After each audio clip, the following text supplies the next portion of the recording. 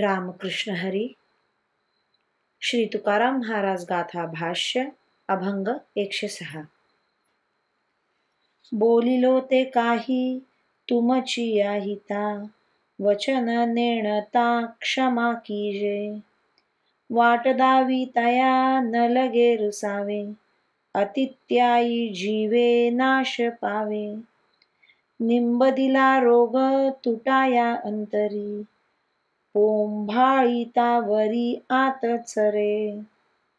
तुका म्हणे हित देखण्यासी कळे, पडती अंधळे कुपा माझी. मी जो काही उपदेश केला आहे तो तुमच्या कल्याणासाठी होय. माझ्या बोलण्यातील अभिप्राय न समजल्यामुळे तुम्हाला राग येत असेल तर तुम्ही मला क्षमा करा. जो मनुष्य सन्मार्ग दाखवितो त्याच्यावर रागवू नये, कारण दुराग्रही मनुष्य दुराग्रहामुळे वाईट मार्गाने जाईल तर त्याच्या जीवाचाही नाश होतो. पोटातील रोग नाहीसा होण्याकरिता एखाद्या वैद्याने कडुनिंबाचा रस पिण्यास दिला आणि तो जर रोग्याने पोटावर सारवला तर त्याचा उपयोग होणार नाही, पोटातील दुःख वाढतच राहील.